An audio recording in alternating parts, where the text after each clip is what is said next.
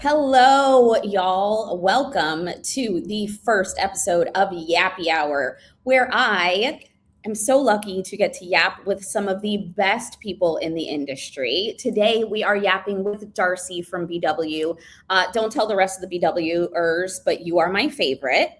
And today, Darcy, I will let you introduce yourself, but today we are talking about Am I the Asshole? And that's what AITA stands for, y'all, if you are, as a play on a Reddit theme. But I think maybe some of our on site staff is lacking. And that's not necessarily on the people or on us, but we have plans to make it better, right? So please, everyone, welcome Darcy. Darcy, please introduce yourself. Thank you so much. And also, my ego is far too big already to hear that I'm the favorite. I'm going to be riding this high for the rest of the week. Hi, everyone. I'm Darcy. I work very closely with the sales and marketing team here at BW Events Tech. BW Events Tech is a professional services company, a technology agency that focuses on helping you elevate your events through technology. And don't y'all do that and how? And I can't wait to hear more about how BW also treats their staff. And we thought that you would be the perfect guest for this topic because, like you said, sales and marketing, right? You're VP of sales. However, you are in the marketing game. You've been in events forever and you know what it takes. So let's dive right in. Before we do that, to the right of your screen, y'all, you will see chat and Q&A. Please engage. I'll be reading it throughout the half hour. Darcy and I would like to answer questions at the end. Let's get into it. Okay, so we know that events move the needle. We know that events are great, right? And we also know that budget sometimes is kind of tight, but also I love brand ambassadors. But it makes more sense to have your on-site staff, your internal staff on site, right? And a lot of times that means your salespeople because we are selling. So why not have the reps on site? But sometimes there could be a little bit of a disconnect, right? So I wouldn't say a lot of times. I've had times where I run events and the salespeople will come to me and they'll say, hey, I invited so-and-so for you. And I'm like, hold on, wait, it wasn't for me. Like, I'm not doing these events for my health. You know what I mean? Like, yeah, I get steps in. So I think that's the first step is, are the people going on, do they know what the heck is going on? So yeah. Can you talk more about how you get the people on the same page? Oh, 100%. And I actually feel like I'm kind of uniquely qualified to talk about this because throughout my career, it's always been in events, but it's kind of had three phases. I started out my career as an actual event marketer, and then I moved into sales within the events industry. And then I've worked my way up to be a sales leader. So kind of approaching this topic from three different contexts and three different levels of experience.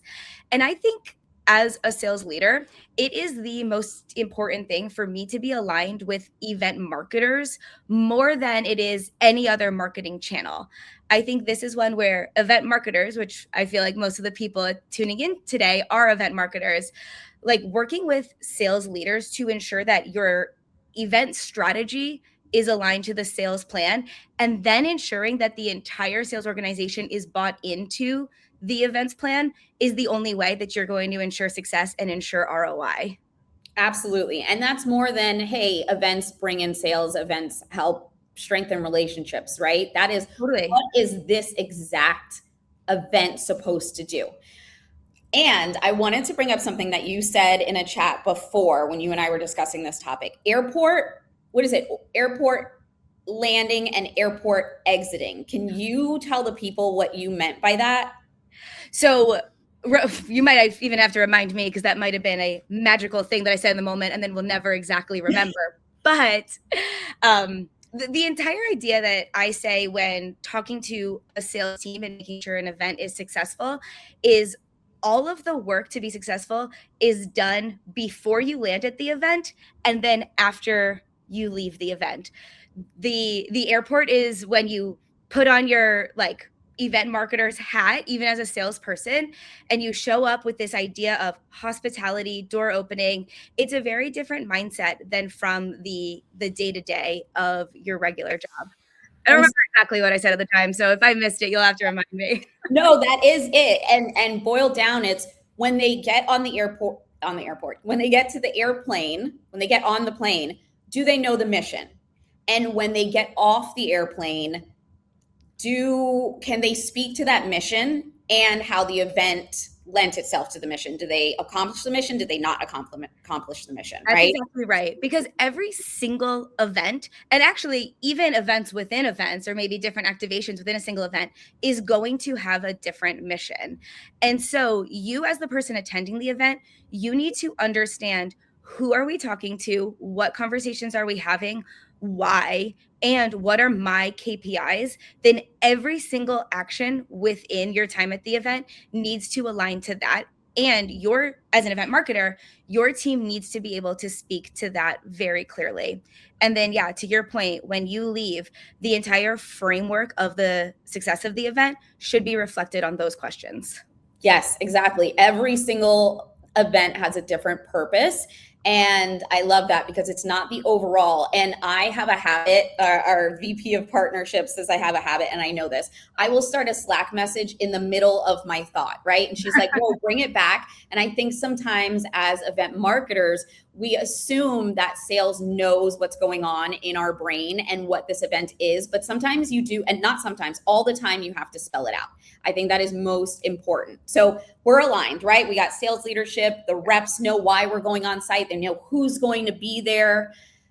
How do we then get them invested in pitching to people, inviting their people, and knocking down our door as event marketers to attend events? Yeah. And this is kind of goes back to what I was saying before, how every single event has a different context and a different strategy. And I even mean that if you are, as an event marketer, if you're planning a presence at a larger event and you've got a booth and you've got an ancillary event, those two things, even though it's under the umbrella of one event, have two totally different strategies and two totally different staffing plans. Wait, tell me more about these personas. Okay, so I have a hot take that I don't even think I've said to you yet, but I think that you should not have your salespeople in the booth at an event where you are exhibiting. I'm sorry, run that back.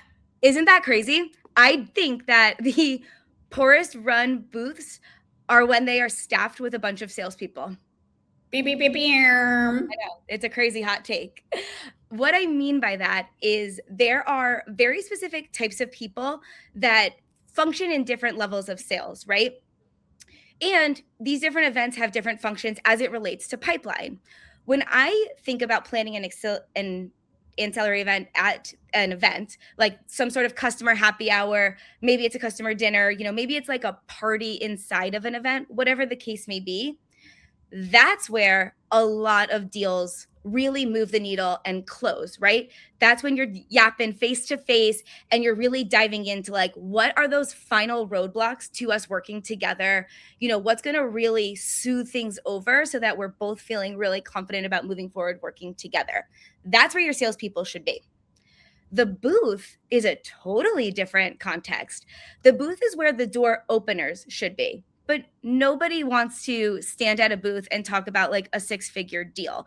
No one's going to be signing the DocuSign standing there in your 10 by 10 booth. That's where you should be. If we had our dreams come true, right? I mean, yeah. Does it happen? Absolutely. I've seen it happen before. It's like probably not planning for it. No. And so I think that you should be staffing your booth with SDRs, demand gen, and marketers.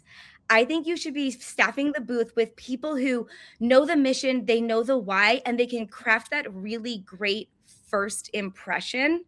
But let's be real. How many successful salespeople do we know never show up to the booth? You can't even find them from 9 to 5 during the day, but then they go hang out at the bar with their buddy.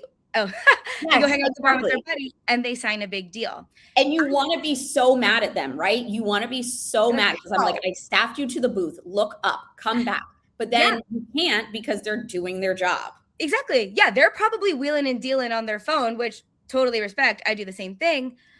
probably not the people that you want in your booth. The booth is a really specific environment that creates that first impression for a lot of people, first impression of the brand, or it makes or breaks the decision for somebody to even enter your sales process. Yes. And who better? I love this hot take because who better than SDRs who are out there busting their ass, cold calling? They know how to talk to strangers. Not that the reps don't as well, but the SDRs and then marketers, of course, like toss. We're in there, we're dancing around, we're welcoming people in. So, and I've seen you live at a booth, and I've seen how good you are. Thank you.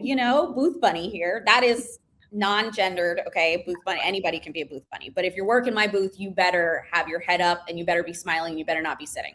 Okay, can we talk about this? How come people don't do that consistently? I don't know. Okay, chat. I want to know, like, what are your rules for this webinar only, okay, booth bunnies?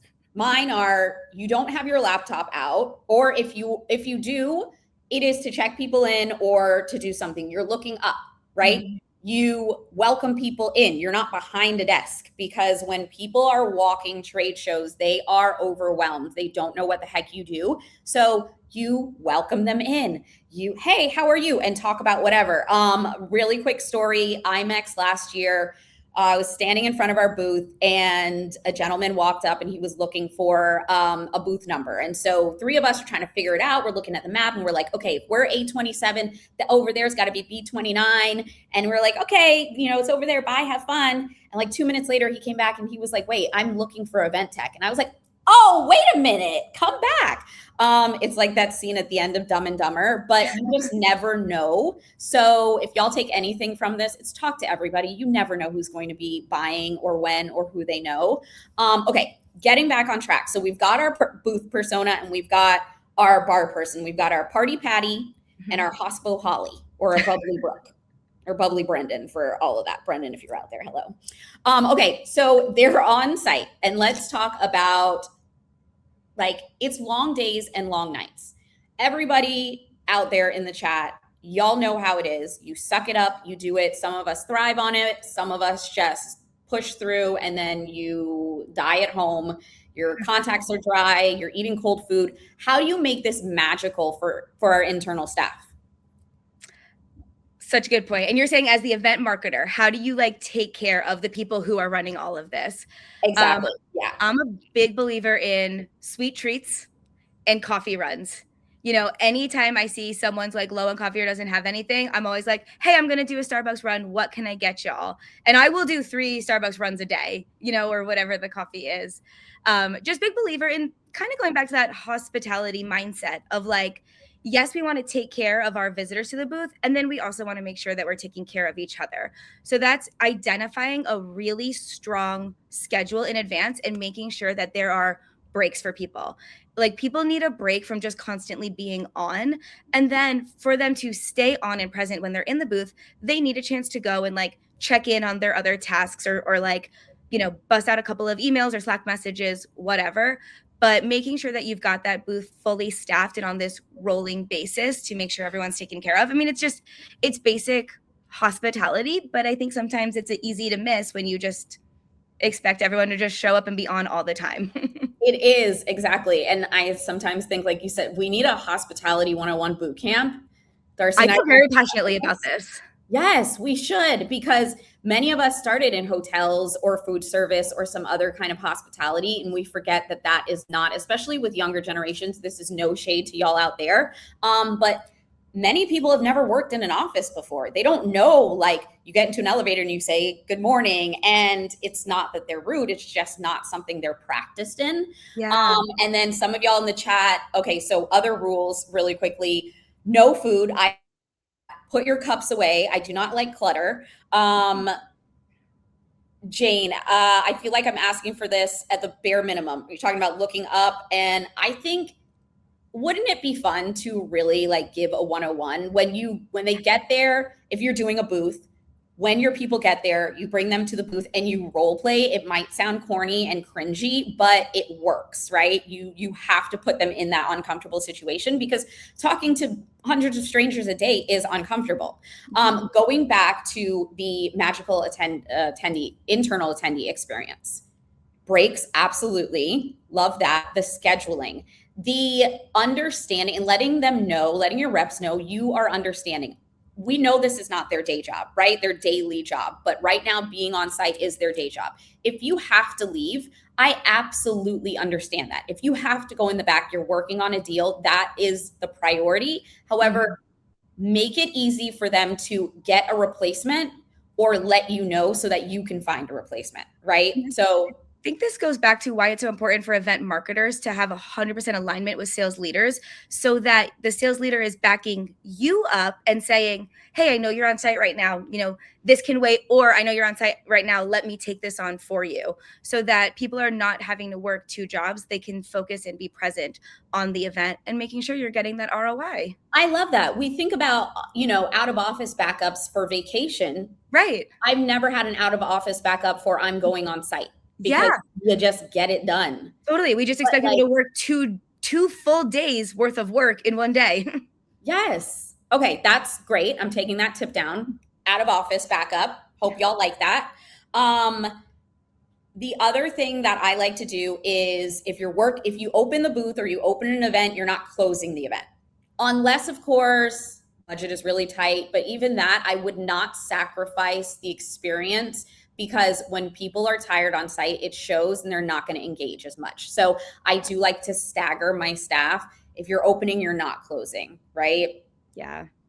And then I too do coffee runs. I always do my matcha like in the morning. I'm like, hey, I'm ordering from this matcha place. And next thing you know, I have like $150 DoorDash, but that's okay. It's experience. Yeah. Small price to pay for like having a very engaged staff. Exactly. Because coffee sucks. And like you said, you do those treats. Okay. So what about other essential pre-show and mid-show rituals? In terms of rituals, I've got a couple of answers there, but I just wanted to go back really fast to this idea we talked about hospitality boot camp. Because one thing that when I was an event marketer, I was pretty militant about was how we present in the booth. And I remember I was at HubSpot Inbound last year, and I was there as an attendee, right? Like that was my professional development. I was like truly got to be an attendee on site. And so I'm walking the expo floor for the first time as truly an attendee. And I was so surprised how many people in the booth were just talking to each other, even when I approached the booth, even when I'm standing there physically in the booth, and they would take so long to even greet me. And I was like, oh, well, if this is my experience, I probably won't work with you. And I'm a buyer. Like I am these people's buyer. And there were so many where I was like, I just don't think this is a good use of my time. Because how you do one thing is how you do everything, is what the people say. And Carly brought this up in the chat. I see a lot of booths that give people the cold shoulder if they can tell it won't be a true customer or prospect. Okay. To which I say, how can you tell? How can you tell? Right. Pretty Woman. Let's take it back all the way back to Pretty Woman. Remember when she goes in the boutique and they were like, it's $200, or even in Selena, it's like huge mistake. Like you work off commission, right? Big mistake. Huge. You don't know. Once again, you don't know how much money people have. You don't know what they do. You don't know who they know, right? I may not be ready to buy now, but maybe in the future, or I can tell my friend Darcy about this. Go ahead. Totally.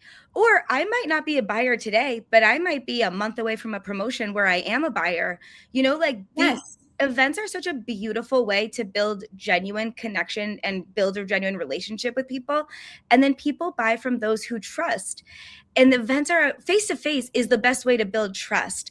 But all of that, honestly, this hospitality mindset, I don't think is innate for a lot of people. And I actually think it's up to event marketers to teach it to the people in your booth.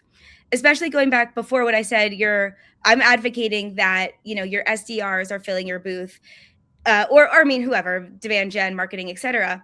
But SDRs tend to be a little bit more early in their career, which is beautiful, but they might not know all of the things that we've learned through experience through the years.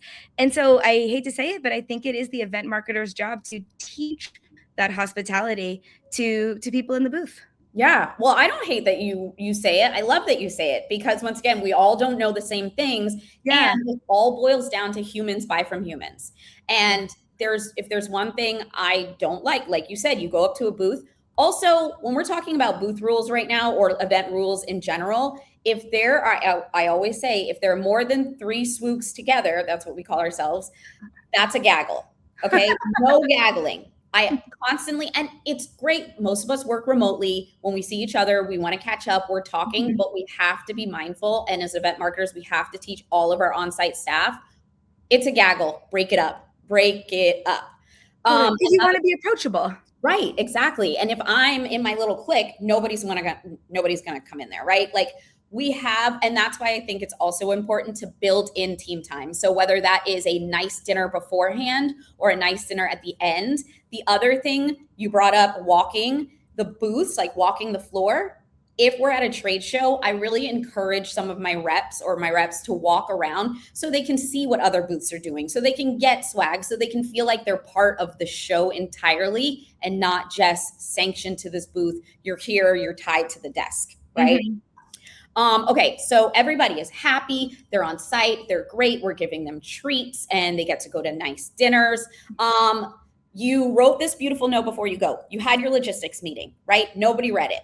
What are some ways that you can empower your staff to feel more informed on site and maybe not call you or text you or Slack you every time, be like, hey, what time's the happy hour? And it's like, bro, it's in the know before you go. Like, I know.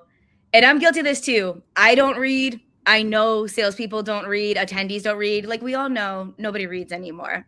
But that's actually why I really like this trend of moving, and we do this internally at BW, of moving to a pre-event know before you go call. So this can either be like a dedicated meeting if your team is smaller, or like I've emphasized so much, event marketer should be aligned with sales leader.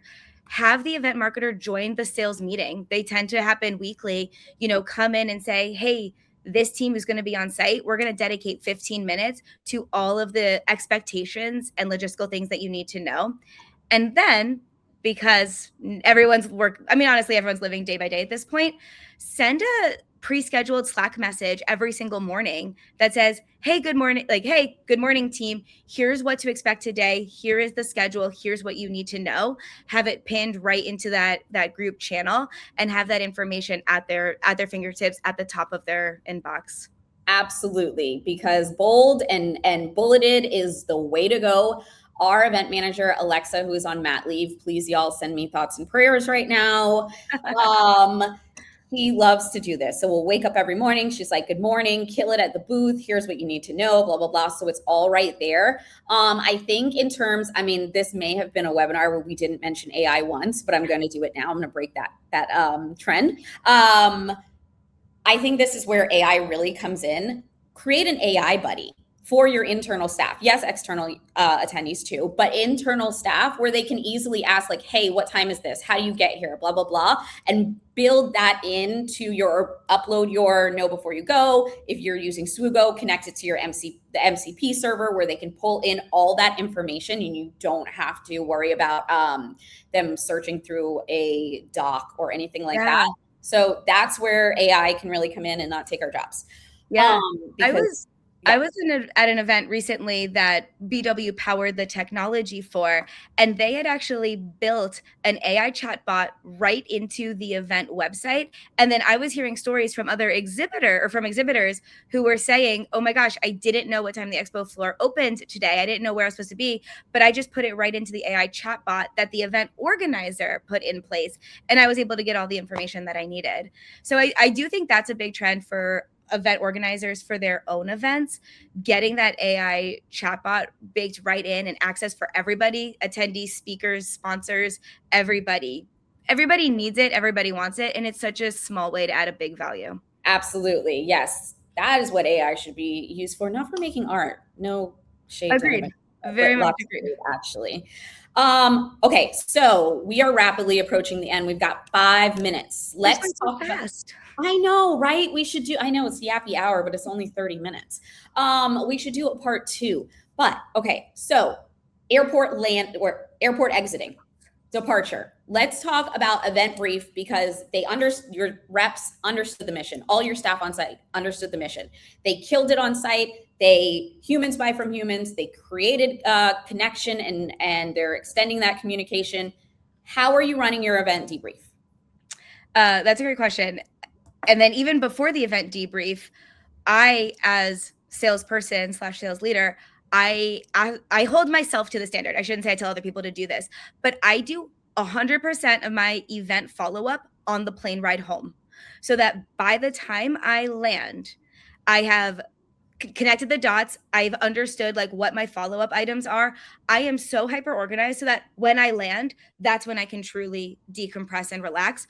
But if I don't do that on the plane, then it will not be prioritized the next day. I'll spend that time catching up on everything. So that is my very strong recommendation to make sure you're getting good ROI from the event, is do all of your event follow-up on the plane. Then once you land and we go back to our day-to-day jobs, obviously the post-event debrief, extremely important.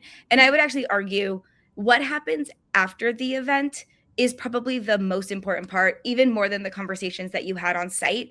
On site, everyone's buzzing, everyone's excited, there's such good energy.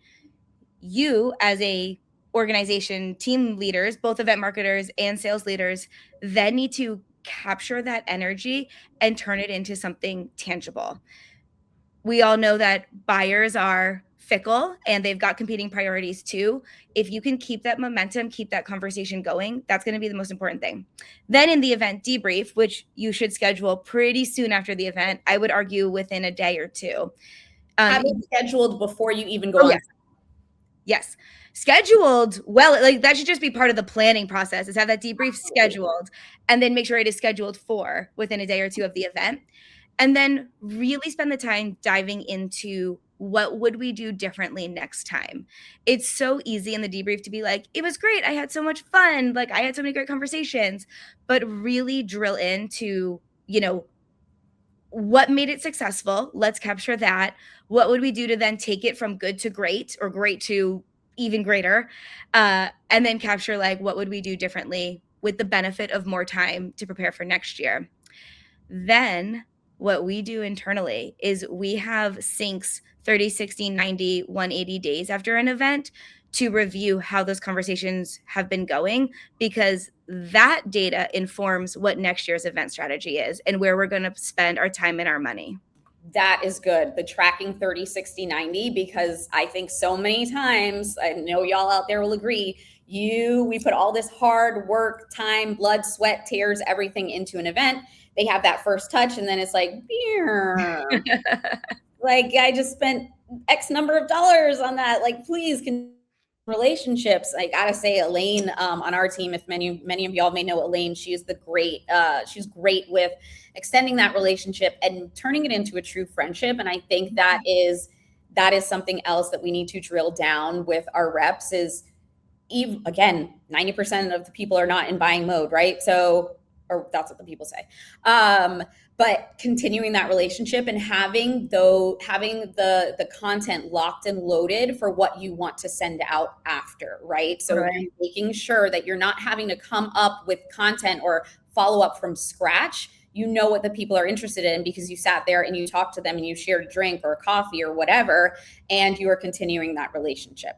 Also, going back to the debrief, I think it's really important to be very specific. Like you said, what happened here, and not how was the food and how was the temperature, and things that actually can be changed on our part, right?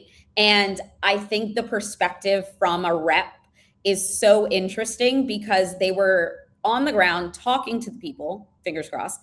And you can glean so much from their feedback versus like, oh, it was a great event. It was, directionals were great, but actually know like, oh yeah, this environment led to this and they said this, and like you get ideas and springboards for the next event. All right, I can't believe we are at time. Really quick, Darcy, I'm going to ask you some hot take questions. Okay. Let's see. Seats at a booth, yes or no? Only if there's a physical reason for the individual. Otherwise, if they are comfortable standing, I say standing. Okay, absolute must-have booth furniture. Ooh, like a meeting space, like a space to say, oh my gosh, you want to have a serious conversation? Let's go here. Let's settle in. and like let's have a really intense conversation. So I think like a meeting space or two can just be like a little cocktail table and 2 chairs or something, but dedicated space. That's interesting. I would say storage because I hate clutter and people have a lot of stuff.